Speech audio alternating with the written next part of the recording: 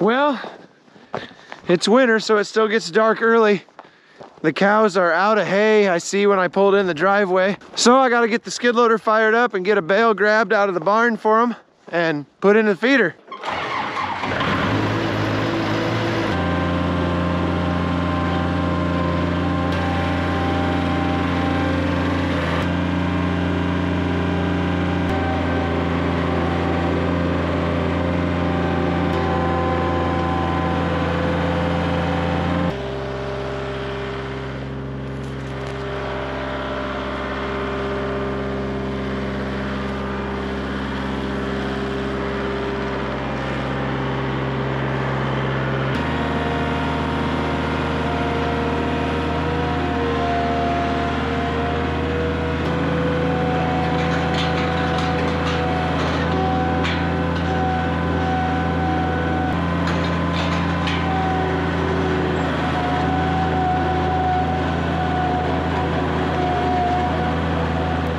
Now you probably remember me talking about wrapping these round bales in plastic and saving space in the barn so I wouldn't have to keep hay in the barn. And although that's what I did with the hay that we had in the barn all summer, we still did have some round bales that were stored outside in the edge of the field. And we had to go get those a couple of weeks ago because we're going to need to feed them this winter. Since they had been stored outside all summer, there was no point in wrapping them in plastic because the bottoms of the bales had already soaked up some moisture from the ground. Now, the reason I had some in the barn was because this pasture driveway gets really muddy whenever the ground thaws out and it gets warm. So whenever we have a nice cold week where the ground is frozen, if the forecast looks like it's going to turn warm, I'll come out with the skid loader and grab 4 or 5 bales and stick them in the barn so they're easy to get at if we have bad weather or if it gets too muddy to get out in the field. Morning, ladies and gentlemen. Actually, this guy here is the only gentleman. We only had 1 bull born this year. Everybody else was heifers, which that's a very typical thing to have happen in a year when you're not planning on keeping any heifers. See this girl with the pink ear tag? She is a brand new replacement heifer that we saved last year, as well as little Rip over here. And if you remember, the reason her name is Rip, see her one ear?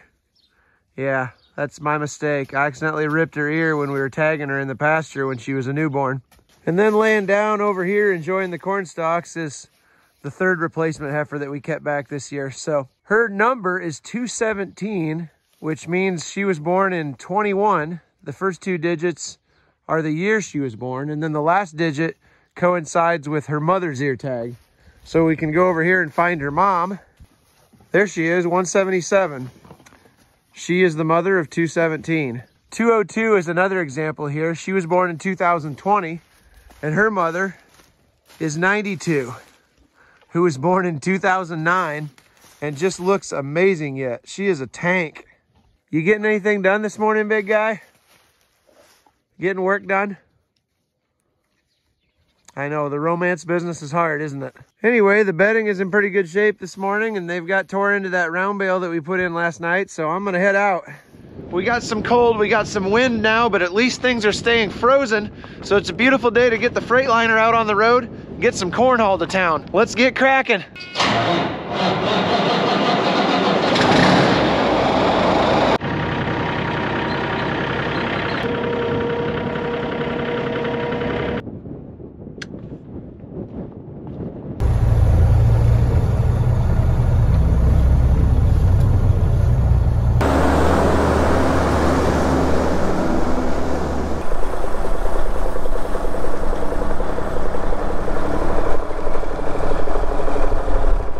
Okay, I would say I've got the truck positioned correctly. Tractor's warmed up and ready to go.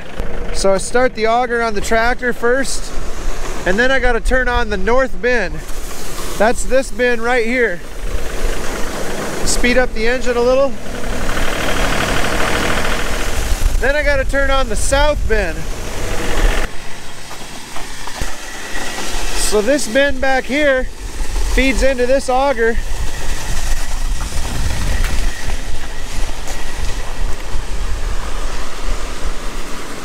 Comes right out the front of the north bin. We can load out of 2 bins at once. Now that really speeds up the process of loading a truck. Okay, I gotta show you something. Come look at this. If you are loading your truck with 2 augers at once, it happens pretty fast. This is about as close as you can get to running it over without running it over.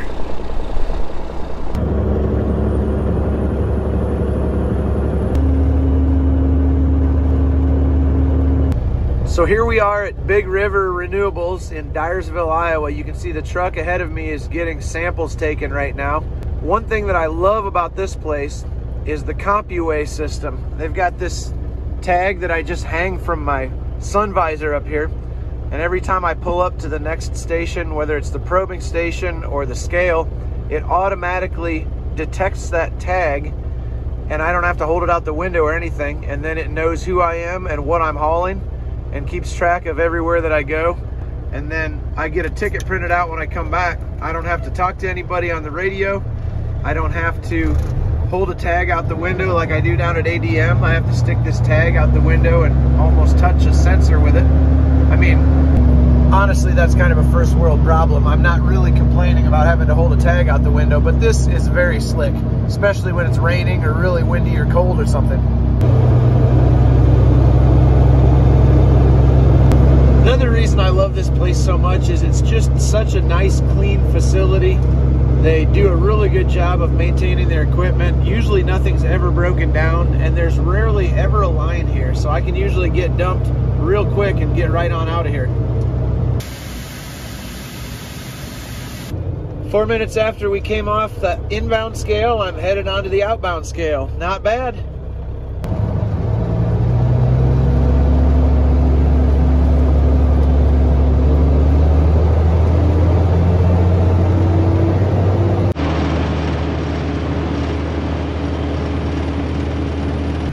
I got something I want to take home with me tonight that I've been keeping here in the shop. I want to have a little fun this weekend. I got some plans for the kids. Don't tell them, but I think they're going to enjoy it. You guys ready for some fun? Yeah! All right. Now, this might be a little faster than it was with the old tractor, all right? All right. Let's go.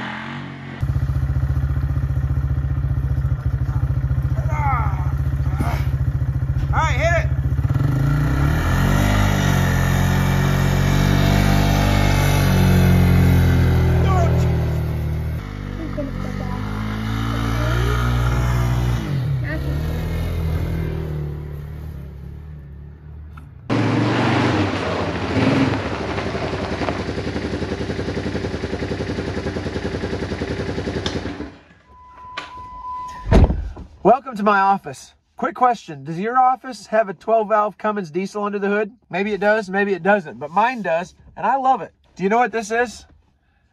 I know it looks like some weird kind of hatchet, but this is a precision seed digging tool that I got from Precision Planting at the winter conference that I went to in Webster City.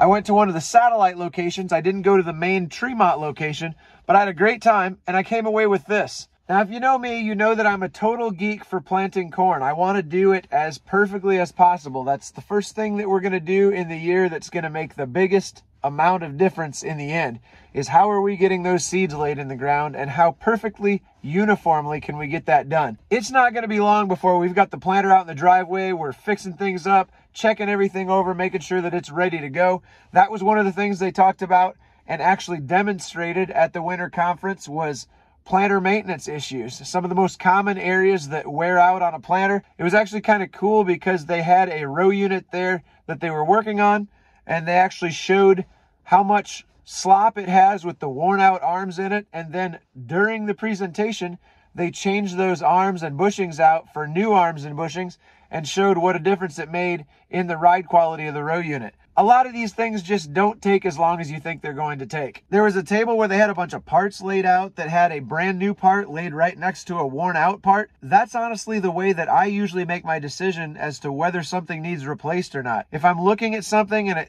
I can see some wear on it, but I'm not sure if I'm going to replace it or not, I go to the parts store and I look at a brand new part, hold them right next to each other, and it usually becomes apparent that you need to change it or that you really don't. There were a few different row units set up that we could look at. The food was amazing, but as always, my favorite part was getting to sit down with farmers from all over the area and discuss what's working for us, what's not working for us, and what we've been doing every year to try to get better every time we do it. This tool right here is going to be really fun to use this spring. If you've seen my planting videos, you know that I love to try to get into the furrow and cut right back behind the seed and I call it sneaking up on the seed so that I can expose it in the soil profile, measure the depth, make sure that it's into moisture and that there's no air pockets around it.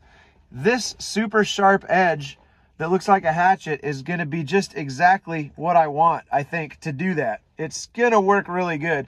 And then the depth gauge on there that's shaped like the furrow, that's going to be sweet. Really cool tool. I'm excited to use it. And after this conference, I'm really excited to get the planter out and start messing with it. But the weather is not going to allow that yet. We don't have a shop that we can open the planter up in, so we're going to have to wait for some better weather. Let me know in the comments if you went to a satellite location and what you thought of your local winter conference location. I thought it was a lot of fun. Also, obviously, I'm behind on the comment section. I'm going to work to try to catch up on that over the next couple of weeks. So if you do have a question or comment, drop it right down here, and I'll do my best to get back with you on that. As always, thanks for hanging out. I'll see you next time.